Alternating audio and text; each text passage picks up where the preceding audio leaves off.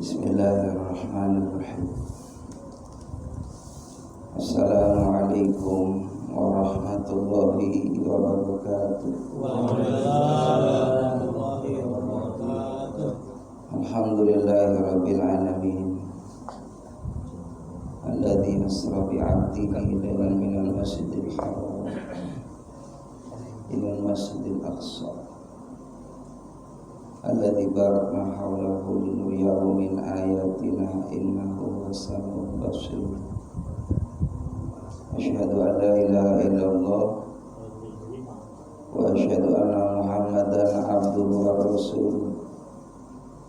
Allahumma shalli wa sallim ala Muhammad wa ala alihi wa sahbihi ajma'in. Qala Allah Ta'ala fi kitabihil karim. Bismillahirrahmanirrahim. Wasta'inu bis-sabri was-salah innallaha ma'as sabirin. Wa qala Nabi sallallahu alaihi wasallam as-salatu mi'rajul mu'minin.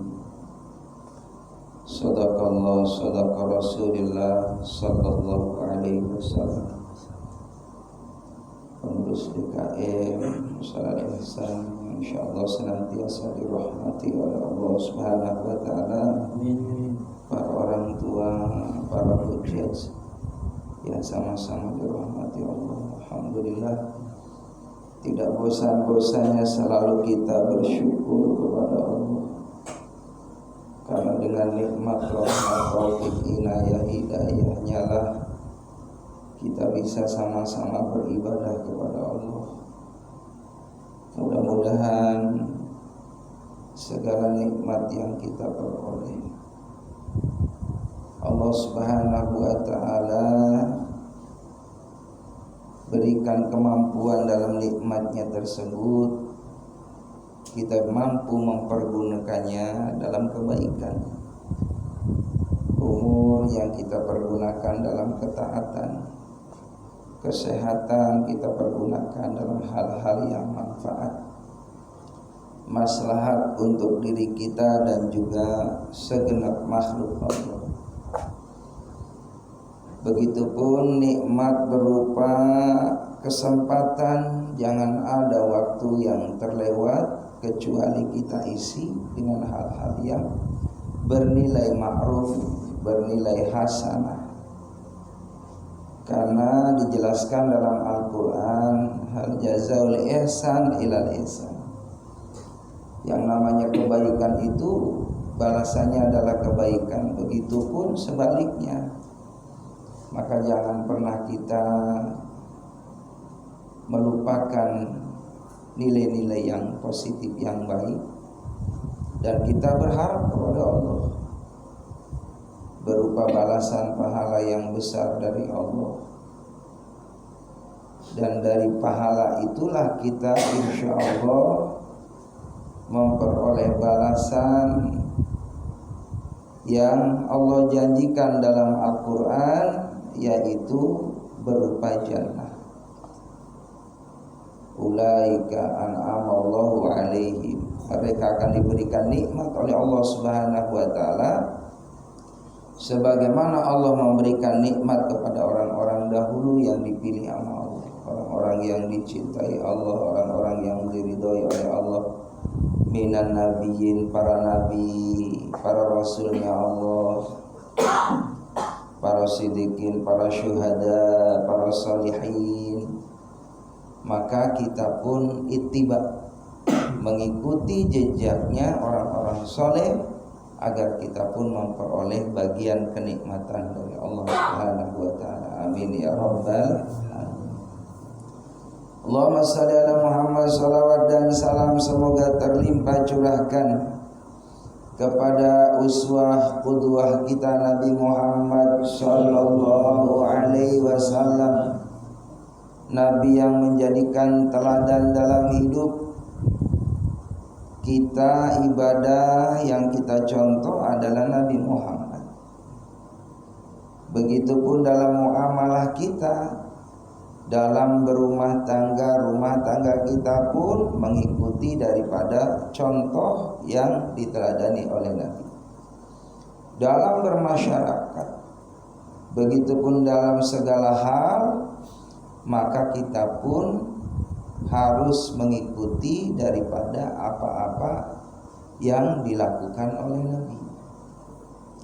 Hadirin jamaah yang dimuliakan oleh Allah, beliau Nabi kita Muhammad sallallahu alaihi wasallam, di antara peristiwa yang pernah dialami beliau di bulan Rajab ini, tidak terasa hadirin kita sudah masuki bulan Rajab, tanggal 3 malam ini. Udah kalau bulan Rajab itu biasanya cepat ya, ketemu Sya'ban ketemu Ramadan. Mudah-mudahan kita pada panjang umur, amin ya rabbal alamin. Ketemu lagi bulan Ramadan, itu kesempatan. Jadi orang yang beruntung, kata Rasulullah, orang yang diberikan panjang umur sampai di bulan Ramadan, lalu diisi Ramadan itu dengan amal-amal yang saleh. Karena di bulan Ramadan amal kita dilipat gandakan oleh Allah, dosa kita diampuni, doa kita dikabul. Bahkan di bulan Ramadan itu ada malam yang lebih baik daripada 1000 bulan. Makanya bulan Ramadan itu jamaah rahimakumullah termasuk bulan yang dinantikan oleh Nabi Muhammad di masa beliau masih hidup. Makanya doanya Allahumma barik li fi Rajab wa Sya'ban wa balighni Ramadan. Itu doanya Nabi. Ya Allah, berikan keberkahan di bulan Rajab, di bulan Sya'ban, wa balighni Ramadan, sampaikan umurku ketemu dengan bulan Ramadan. Itu Nabi berdoa seperti itu. Jamaah rahimakumullah, di bulan Rajab ini di antaranya memperbanyaklah kita membaca kalimatut thayyibah. Boleh kita baca subhanallah, alhamdulillah, wala ilaha illallah, wallahu akbar, wala haula wala quwwata illa billahil aliyyil azim. Ini zikir jamaah yang dimuliakan oleh Allah Subhanahu wa taala, adalah pesannya Nabi Adam alaihissalam ketika berjumpa dengan Nabi Muhammad di saat Mi'raj. Jadi Nabi Muhammad ketika di langit pertama, beliau ketemu dengan Nabi Adam alaihissalam. Maka dikasih kenang-kenangan sama Nabi Adam, bacalah kalimatut thayyibah ini. Ternyata jamaah rahimakumullah, kalimat-kalimat yang baik itu seringkali didawamkan oleh para nabi dan rasul Allah Subhanahu wa taala. Subhanallah, alhamdulillah, wala ilaha illallah, wallahu akbar, wala haula wala quwwata illa billahil aliyyil. Ini kalimat kalau kita baca itu menjadikan tambahan pahala buat kita. Kata Nabi, ada amalan bacaan yang ringan dibaca memperberat timbangan di mizan nanti di yaumil hisab. Di antaranya subhanallah bihamdi subhanallahil azim.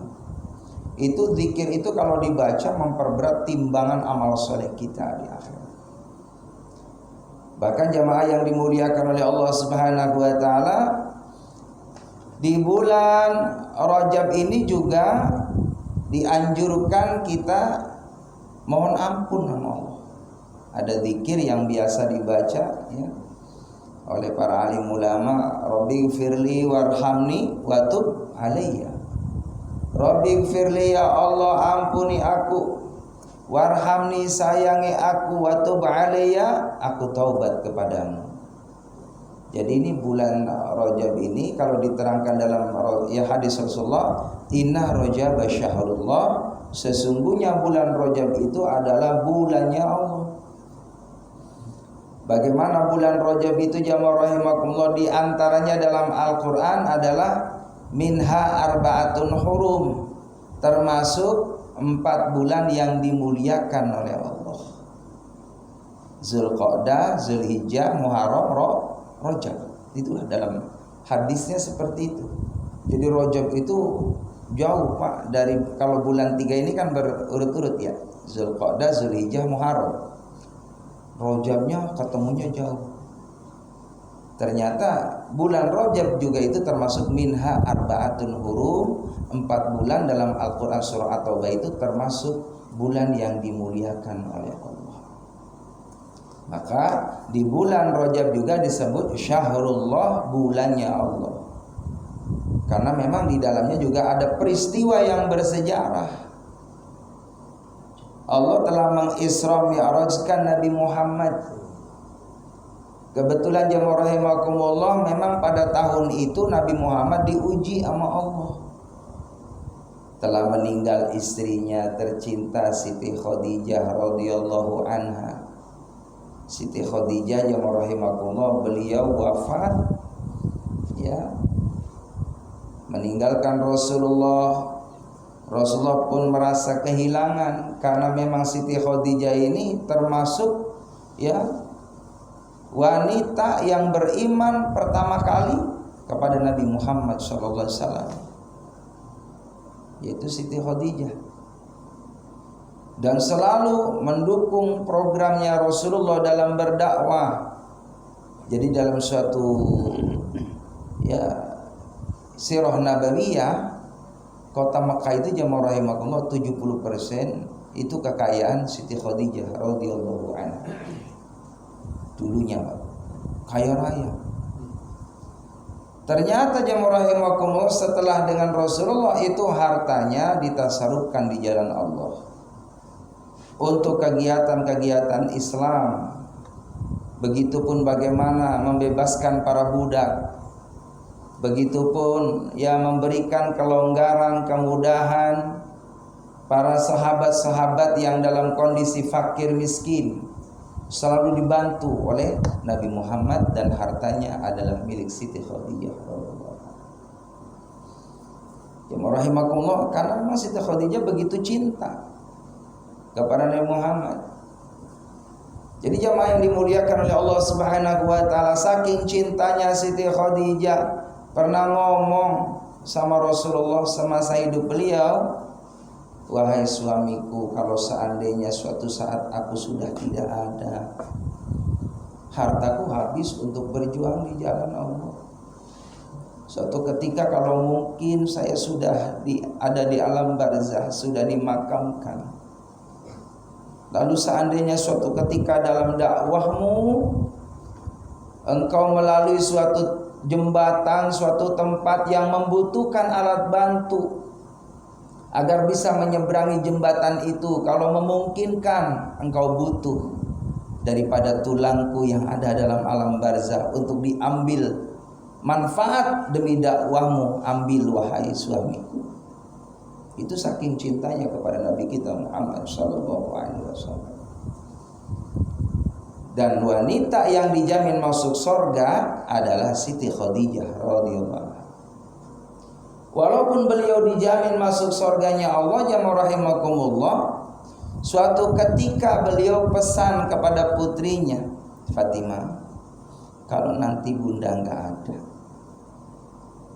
bisikan ke telinga ayahmu, yaitu baginda Nabi Muhammad SAW, aku ingin nanti ketika aku wafat, kafanin aku dengan sorbannya baginda Nabi Muhammad SAW yang warna hijau. Jadi jamaah rahimakumullah, Nabi itu suka warna putih, warna hijau. Itu kesukaan Rasulullah. Jadi gamis hijau, ya, sorban hijau, gamis putih, sorban putih. Tapi juga sekali-kali warna hitam. Ya nggak apa-apa ya, nggak apa, yang penting ada motif sedikit gitu.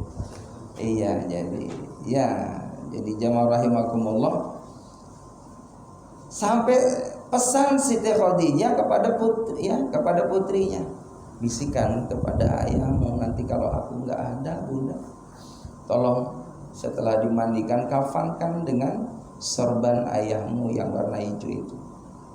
Emang kenapa bunda?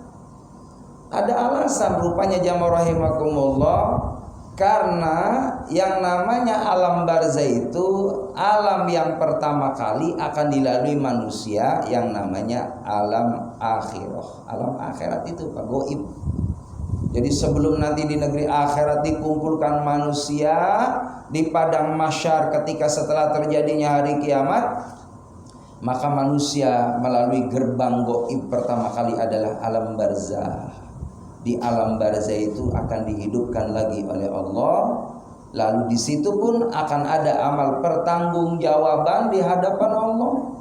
Makanya kita ibadah ini ya rahimakumullah, kita sholat, kita zikir, kita baca Quran, kita sedekah, infak, umroh, haji, bakti sama orang tua, manfaat untuk sesama. Ini sesungguhnya kita sedang mencari bekal untuk nanti ketika kita pindah di alam barzah. Al-mautu ya'ti baghtatan, al-mautu haq, kematian itu adalah benar. Dan yang namanya kematian itu datangnya tiba-tiba, nggak dikasih tahu lagi hadirin. Ya, makanya kita ini harus banyak-banyak persiapan amal soleh. Karena suatu saat yang namanya kematian datang kepada yang namanya manusia, kita tidak bisa menolak. Nggak bisa kita ini lari kemanapun. Jadi jamaah rahimakumullah, di zaman Nabi Sulaiman dulu ada seorang yang dia datang ke Nabi Sulaiman alaihissalam. Ternyata jamaah rahimakumullah, ini orang ini sudah dikasih alamat nih oleh malaikat Israel bahwa si fulan bakal meninggal dunia. Maka jamaah yang dimuliakan oleh Allah Subhanahu wa taala, maka malaikat Israel itu pun berbisik ya, ngasih tahu sama Nabi Sulaiman alaihissalam. Jadi dalam suatu riwayat hadirin, malaikat Israel itu ya seringkali kepada para nabi, para rasul tertentu tentunya itu ngasih kabar. Bagaimana di zaman Nabi Musa juga pernah terjadi ya, seorang yang usianya 3 hari lagi akan wafat, ternyata dengan sedekah dipanjangin bisa 3 tahun bahkan bisa lebih. Jadi sedekah itu manfaatnya adalah bisa memperpanjang umur, juga menolak bala. Itu manfaat sedekah. Di zaman Nabi Ibrahim juga sama. Ada seorang pemuda yang ya umurnya hanya 1 hari. Dengan sedekah dipanjangin umurnya sama Allah. Dan dikasih tahu ya melalui malaikat Israel itu kepada nabinya. Nah, kisah ini pun sama jemaah rahimakumullah. Nabi Sulaiman kedatangan tamu. Maka kata malaikat Israel, nih orang bakal meninggal dunia nih, nggak lama kemudian. Ya rahimakumullah, dalam suatu hikayat cerita, ini orang tadi setelah dikasih tahu di tempat ini, dia rumahnya pindah pak ke negeri yang lain biar selamat, biar nggak kena yang namanya kematian. Apa yang terjadi ya rahimakumullah? Akhirnya ketika sudah dikasih tahu sama Nabi Sulaiman, pulang kudu siap-siap banyak taubat sama Allah, banyakin bekal amal soleh, karena ada isyarat malaikat Israel ngasih tahu si itu nggak lama lagi bakal menghadap Allah. Maka saking dia kurang siap hadirin, pindah ke luar negeri. Disangkanya Israel cuma tinggal di kampung itu doang. Gak taunya apa yang terjadi jamaah rahimakumullah. Kata Nabi Sulaiman, ini orang Romanya mau pergi nih ke sono. Iya, ya apa namanya? Sherlock lah. Cari yang aman. Iya, nggak taunya kata Nabi Sulaiman tetap aja pindah kemanapun situ bakal ketemu malaikat maut itu. Bener pak, giliran di sana pak ketemu lagi. Malaikat udah nungguin pak, dia belum datang. Masih dalam perjalanan. Giliran sudah ditunggu sama malakul maut. Itulah yang namanya kematian pak. Kemanapun bakal diikutin karena malaikat itu sifatnya goib. Ya bisa jadi di mana gitu kan. Ya memang sudah kehendak Allah akan wafat hari itu. Makanya kadang-kala jamaah rahimakumullah ada gitu kan. Ini kan ya memang ayat Allah. Ada cerita jamaah rahimakumullah, orang kampung silaturahim, kemantunya ke anaknya, kangen sama cucunya. Ya, beberapa hari tinggal di anaknya, di mantunya, di cucunya, nggak lama kemudian sakit ya rahimakumullah, akhirnya meninggal dunia. Jadi ceritanya lagi silaturahim ini pak. Akhirnya jamaah rahimakumullah, yang namanya emang udah ajal di kampung pun sebenarnya tetap bakal meninggal, tetap pak.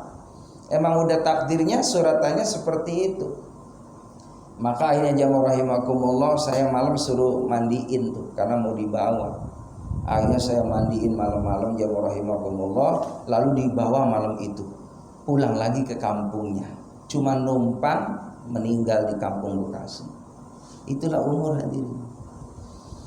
Jamaah yang dimuliakan oleh Allah Subhanahu wa taala, maka kata Siti Khadijah, kasih tahu nak, kenapa si bunda harus dia dikain kafanin dengan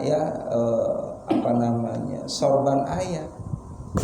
Kata Siti Khadijah, aku takut wahai anakku, ternyata di alam kubur itu ada malaikat munkar dan nakir, mesti akan ditanya di sana. Makanya dalam satu keterangan seperti itu, wa ana baitut turab, sesungguhnya aku ini adalah dari tanah dan aku ini tanah, kata kubur. Fahtamilul firas, maka jadikanlah tempat tanah ini yaitu tempat yang nyaman buat kamu. Artinya bikinlah alasnya atau kasurnya, tempat buat kamu di sana biar nyaman. Dengan apa? Bil amali sholeh, dengan amal soleh. Jadi walaupun kelihatannya tanah di sana, jamaah rahimakumullah, kalau Allah berkehendak mengizinkan hamba tadi diistimewakan dengan amal solehnya, akan diberikan tempat yang nyaman di sana. Lalu selanjutnya, wa ana baitul afa, ini kubur tiap hari manggil-manggil aku, ini adalah tempat yang mana di sana, mohon maaf jamaah rahimakumullah, tempatnya ada yang namanya makhluk Allah berupa ular, berupa kala jengking dan lain sebagainya. Dalam kitab Fafiru ilallah seperti itu. Maka enggak usah khawatir jamaah rahimakumullah, yang penting kita senantiasa terus hidupkan amal-amal yang saleh. Maka fahmilut tirya, jadikan itu tempat yang menyeramkan di sana, yang menakutkan, jangan ada khawatir di sana. Cari benteng penawar supaya kita aman di sana. Dengan apa? Biqauli bismillahirrahmanirrahim. Dengan ucapan bismillahirrahmanirrahim itu senjata buat kita, tameng buat kita, biar kita nanti di alam barzah aman. Maka orang yang senantiasa mendawamkan membaca bismillahirrahmanirrahim dalam setiap aktivitas apapun, ini hadirin jamaah rahimakumullah, kalimat ini kalimat yang luar biasa. Bismillah itu adalah kalimat yang disenangi oleh Allah. Maka dalam suatu riwayat, apabila kita mengerjakan sesuatu tidak diawali dengan bismillah, maka tidak ada berkah dalam pekerjaannya. Jadi kudu baca bismillah, Pak. Mau makan bismillah, selesai alhamdulillah. Mau naik kendaraan bismillah, sampai tujuan alhamdulillah. Sampai jamaah rahimakumullah dalam kaifiat wudu pun bismillah kita kudu dibaca walaupun sunnah. Bismillahirrahmanirrahim. Begitupun motong hayawan, bismillah Allahu akbar, dibaca. Akan jadi halal itu yang namanya binatang dengan bismillah. Bahkan dalam Al-Qur'an jamaah rahimakumullah ada 114 114 surah dalam Al-Quran itu. Maka itu semua diawali dengan bismillahirrahmanirrahim, kecuali At-Taubah. Jadi jamaah rahimakumullah, dalam satu riwayat kita buka yang namanya Al-Quran dari Al-Fatihah sampai Anas, itu semua diawali dengan bismillahirrahmanirrahim. Ini hakikatnya dari Nabi kita Muhammad SAW. Jadi menunggu wahyu. Jadi ada petugas yang dipercaya oleh Rasulullah, maka sahabat itu untuk menulis daripada Al-Quran surah Al-Fatihah, seandainya ada yang menulis sahabat yang diperintahkan oleh Nabi Muhammad, maka bismillah itu adalah hakikatnya perintah dari Allah untuk Rasulullah. Awali setiap surah dengan bismillah, hakikatnya dari Allah. Kecuali surah At-Taubah. Kenapa surah At-Taubah tidak ada bismillah? Karena dalam surah At-Taubah, kata sahabat Ali, di situ menyangkut daripada perjanjian orang munafik dengan orang muslim saat itu untuk damai, ternyata diurungkan damainya. Ada peristiwa saat itu bagaimana orang mau haji nggak boleh kan? Iya. Jadi pembatalan janji dengan Rasulullah. Padahal saat itu udah di Madinah Rasulullah. Nggak boleh haji saat itu. Nah, inilah orang munafik hadirin. Ya, bersamaan turunnya surah At-Taubah saat itu. Maka setiap bismillah itu kaitannya bentuk sayangnya Allah kepada hambanya. Ternyata ketika melihat bagaimana orang munafik, dia ya telah ingkar janjinya, dan saat itu pun Allah tidak menyayangi daripada hamba tadi, maka Allah pun tidak mengizinkan dalam At-Taubah menurunkan Bismillahirrahmanirrahim di antaranya. Alasannya seperti itu. Jadi karena memang ada orang munafik yang dia ya ingkar janji dengan Rasulullah. Jadi ada kekecewaan lah. Maka sama aja kalau mengecewakan mukmin gitu kan, mengecewakan Rasulullah sama mengecewakan Allah Subhanahu wa taala, maka tidak diturunkannya bismillah. Jamaah rahimakumullah. Terus alasan yang selanjutnya juga dalam surah At-Taubah itu kaitannya dengan perang. Ya, dengan peperangan, maka tidaklah diturunkan itu surah At-Taubah. Tapi yang lebih menarik Al-Qur'an ini jamaah rahimakumullah, ternyata walaupun dalam Al-Qur'an ada 113 kalimat bismillah dalam Al-Quran, disempurnakan oleh Allah menjadi 114. Itu ada dalam surah An-Naml ayat 30. Peristiwa itu terjadi pada waktu Nabi Sulaiman alaihissalam ketika akan mengunjungi Ratu Balqis. Jadi di situ innahu min Sulaiman wa innahu bismillahirrahmanirrahim. Jadi kalimat bismillahirrahmanirrahim tetap 114. Karena di situ jamaah rahimakumullah ada dalam surah An-Naml ayat 30. Jamaah rahimakumullah, peristiwa atau cerita bagaimana Nabi Sulaiman alaihissalam di saat ada burung namanya burung hudhud. Ini burung dipercaya oleh Nabi Sulaiman untuk nyari air, Pak. Karena dalam saat itu musim paceklik, musim kemarau. Maka burung itu disuruh sama Nabi Sulaiman alaihissalam. Karena memang Nabi Sulaiman itu punya keistimewaan, bisa berdialog, Pak, bisa ngobrol sama jin. Ya, termasuk yang rahimakumullah, binatang apapun bisa. Ya, diajak komunikasi oleh Nabi Sulaiman alaihissalam. Maka burung ini jamaah rahimakumullah disuruh sama Nabi Sulaiman, wahai burung, ya, engkau pergi cari air. Sumber air di mana yang ada air? Nurut burung hadirin. Giliran lagi nyari air di atas sama rahimakumullah, dijumpainya di suatu negeri namanya negeri Sabah.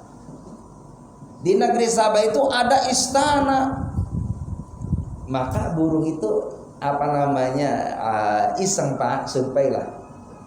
Tadi Sherlock itu ya, nyari informasi. Ini kok dari atas ada negeri, ada kota, ya, ada istana di situ. Maka turunlah itu burung hadirin. Ketika burung diintip ya sama burung itu kota, ada ratu yang luar biasa cantik, ratu yang luar biasa kaya raya. Tapi sayang seribu sayang, si ratu ini namanya Ratu Balqis, menyembahnya matahari. Jadi masih ada orang percaya sama matahari hadirin. Padahal sudah bukti itu. Jepang ya masih percaya sampai akhir zaman ya Pak, masih ada. Padahal Nabi Ibrahim kan begitu, ketika mencari Tuhan gitu kan, bagaimana mengadakan penelitian. Nabi Ibrahim coba sekali nyembah percaya sama matahari. Jangan-jangan ini nih Tuhan saya matahari. Terbit pagi, terbenamnya sore. Nggak mungkin ini Tuhan saya gitu kan, kok bisa terbenam. Terus lagi jamaah rahimakumullah, siang hari ngelihat matahari, ini kali Tuhannya. Ternyata matahari juga sama, terbit pagi, terbenamnya malam sore hari. Maka Nabi Ibrahim pun artinya munajat terus mujahadah mencari Rabbnya. Ternyata ada jawaban, yaitu Allah Subhanahu wa taala memberikan, ngasih tahu kepada Nabi Ibrahim, sesungguhnya tidak ada ilah yang wajib disembah illallah kecuali Allah. Kata Nabi Ibrahim, berarti ini ada yang menciptakan. Mustahil adanya langit bumi, adanya matahari, adanya rembulan kalau enggak ada yang bikin. Pasti ada yang bikin. Siapa yang bikin? Allah Subhanahu. Alladzi khalaqa. Dialah Allah yang mencipta Al-Khaliq, dialah Allah. Selain Khaliq yaitu makhluk. Maka matahari itu makhluk, rembulan itu makhluk.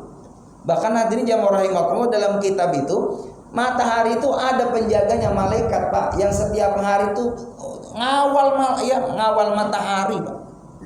Malaikat itu nggak pernah capek hadirin, walau panasnya kayak apa, nggak pernah protes.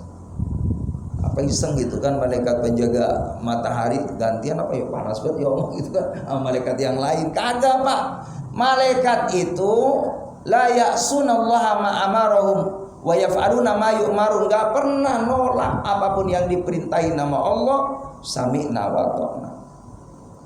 Jadi ada yang ngejaga hadirin. Maka yang rahimakumullah, kembali bagaimana kekhawatiran Siti Khadijah tadi Pak. Karena emang benar di situ yang namanya alam kubur tadi gelap gulita. Di alam kubur tuh butuh yang namanya tempat yang nyaman, butuh pelindung. Bahkan di sini diterangkan, ya wa ana baitus su'alu munkar wa nakir. Kata kubur ngomong, aku ini adalah tempat yang nanti akan ada dua malaikat, munkar dan nakir. Maka apa jawabannya? Fa'aksiru, perbanyaklah biar kita gampang jawabnya dari malaikat munkar dan nakir, biqauli la ilaha illallah Muhammadur Rasulullah. Jadi kalimat thayyibah la ilaha illallah Muhammadur Rasulullah ini adalah kalimat yang akan dimampukan oleh Allah di saat orang disoal oleh malaikat munkar dan nakir ketika ditanya. Ini dalam hadis juga Pak. Ya, dalam hadis itu memang keterangannya akan ditanya oleh malaikat munkar wa nakir. Pertanyaan marrabbuka, tentang Tuhan. Manabiuka, tentang nabinya. Nabi kamu siapa? Tuhan kamu siapa? Nah kita ini alhamdulillah setiap sholat asyhadu alla ilaha illallah wa asyhadu anna Muhammadur Rasulullah. Kalimat ini sudah kita lazimkan setiap sholat. Maka di antara keistimewaan orang yang sholat, insyaallah Allah akan berikan kemampuan biqauli tsabit, akan bisa menjawab pertanyaan munkar dan nakir. Itu keistimewaan orang yang sholat. Makanya ya dawamkan sholat, bukan hanya sholat fardu, sholat sunnahnya perbanyak. Insya Allah itu tameng bagi kita supaya kita dinyamankan, diamankan nanti di saat di alam barzakh. Kembali pada cerita tadi Siti Khadijah. Nanti kapan-kapan saya lanjutkan cerita Ratu Saba ya. Nah, karena itu ceritanya